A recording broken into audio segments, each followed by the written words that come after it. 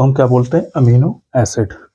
Amino acid बहुत ही ज़्यादा important biological molecule होता है, ये हमारी प्रोटीन्स के निर्माण में भाग लेता है, ठीक है। और इसके हम बारे में पढ़ लेते हैं कि ये सबसे पहले क्या है कि ऑर्गेनिक मॉलिक्यूल होता है, ठीक है। ऑर्गेनिक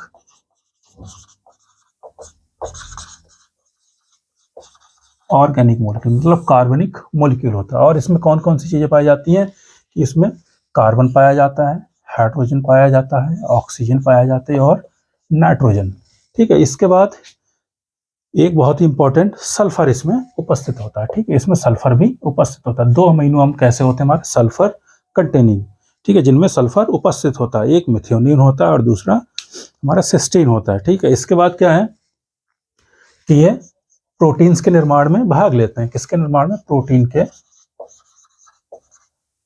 फॉर्मेशन में, ठीक है। जब प्रोटीन का निर्माण होता है तो यही अमीनो अम्ल मिलके हमारे प्रोटीन का निर्माण करते हैं, पॉलीपेप्टाइड चेन का निर्माण करते हैं, ठीक है। इसके बाद हम इसके बारे में, इसकी संरचना के बारे में पढ़ लेते हैं, इसकी संरचना में क्या क्या होता है, ठीक है। तो संरचना में एक सबसे इंपॉर्टेंट, इसमें एक क्षारीय समूह होता है और दूसरा अम्लीय, ठीक है। एक बेसिक ग्रुप होता है और दूसरा कौन सा, अम्लीय या एसिडिक, ठीक है। तो ये 2 हमारे इसमें क्रियात्मक समूह पाए जाते हैं, ठीक है। बेसिक NH2 या फिर NH3 पॉजिटिव, ठीक है, ये हमारा क्षारीय समूह होता है और दूसरा अम्लीय मतलब कार्बोक्सिलिक COO नेगेटिव या COOH, ठीक है। ये कार्बोक्सिलिक हो गया और ये अमीनो ग्रुप। तो इस तरह से ये क्या है, हमारी अमीनो अम्ल के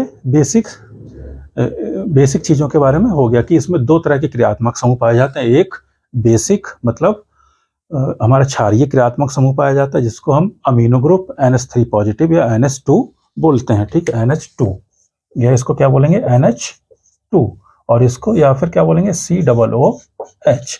और दूसरा कौन सा हमारा पाया जाता है, एसिडिक क्रियात्मक समूह मतलब अम्लीय जो क्रियात्मक समूह होता है वो कौन सा होता है, कार्बोक्सिलिक COO नेगेटिव या COOH, ठीक है। अब हम इसकी जनरल संरचना के बारे में देख लेते हैं कि इसकी जनरल संरचना कैसी होती है।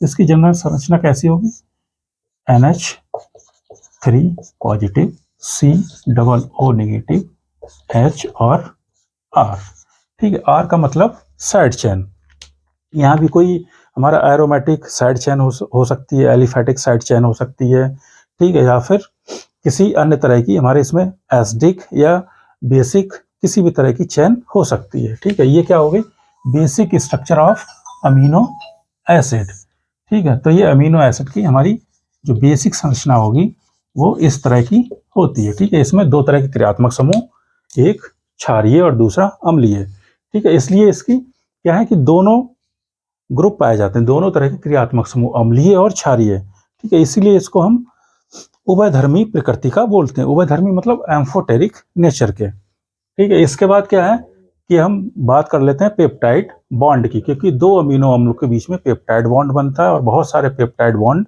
मिलकर किसका निर्माण करते हैं, पॉलीपेप्टाइड चेन का, ठीक है। तो हम क्या देखते हैं कि किस तरह से हमारा पेप्टाइड बॉन्ड का फॉर्मेशन होता है, तो कैसे होता है, ठीक है। हम इसको देख लेते हैं, NH3 COO नेगेटिव H और ये R1, ठीक है। ये हमारा अमीनो एसिड फर्स्ट हो गया।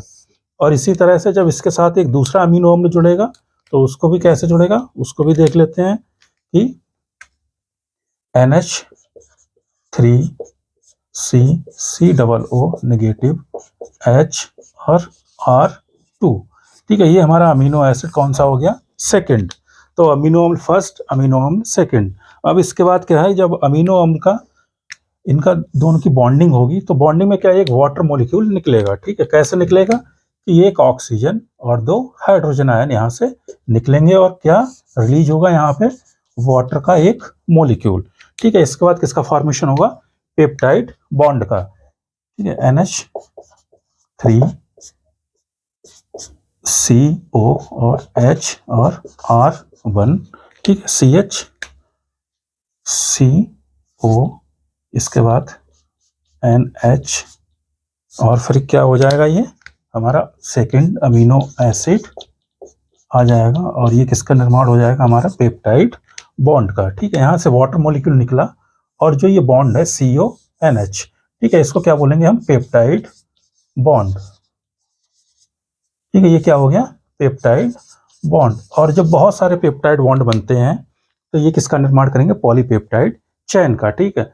इसके बाद हम इसके क्लासिफिकेशन की बात करते हैं, ठीक है। क्लासिफिकेशन हम इसको बहुत तरह से कर सकते हैं, जैसे आर साइड चेन है, साइड चेन के बेस पे, जैसे ये साइड चेन अम्लीय हो सकती है, क्षारीय हो सकती है, ठीक है। इसमें कोई एरोमेटिक मॉलिक्यूल जुड़ सकता है तो उसको एरोमेटिक अमीनो एसिड नाम दे देंगे, ठीक है। इसी के आधार पे हम इसको, या फिर अम्लीय प्रकृति का हो सकता है, क्षारीय प्रकृति का हो सकता है, ठीक है। उसी के आधार पर हम अम्लीय अमीनो एसिड बोल देंगे और क्षारीय अमीनो एसिड बोल देंगे, ठीक है। इस तरह से हम एक क्लासिफिकेशन पढ़ते हैं इसका, कौन सा, कि कौन से इसेंशियल अमीनो एसिड होते हैं और कौन से नॉन इसेंशियल अमीनो एसिड होते हैं, ठीक है।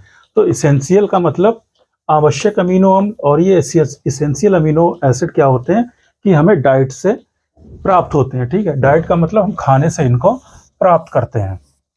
तो खाने से कैसे प्राप्त करेंगे, कि हम कोई भी भोज्य पदार्थ लेते हैं तो उसमें ये सभी हमारे पदार्थ पाए जाते हैं, जैसे प्रोटीन हो गया, अमीनो एसिड हो गया, लिपिड्स हो गए, फैट्स हो गए, इसी तरह से अमीनो एसिड भी हमारे इसमें उपस्थित होते हैं, ठीक है।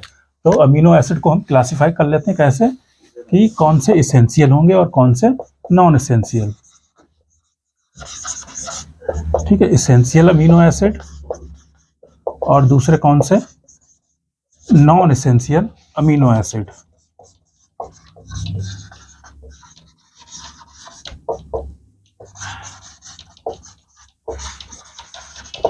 ठीक है, इसेंशियल का मतलब कि हम इनको बाहर से डाइट के रूप में लेते हैं, ठीक है, और ये हमारी बॉडी सिंथेसाइज खुद कर लेती है। तो इसको हम इनके नाम देख लेते हैं, जैसे पहला क्या हो जाएगा, इसकी शॉर्ट, अगर हम शॉर्ट फॉर्म देखें इसेंशियल अमीनो एसिड की, तो इसको शॉर्ट फॉर्म में कैसे याद कर सकते हैं, ए विल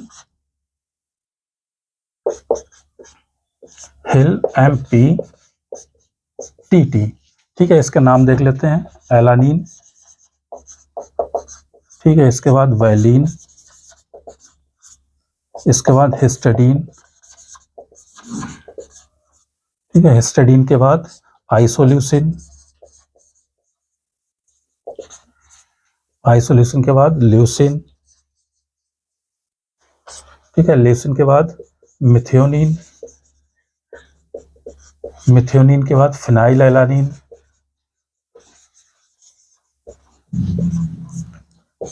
ठीक है। इसके बाद हम क्या बोलेंगे, थ्रियोनिन,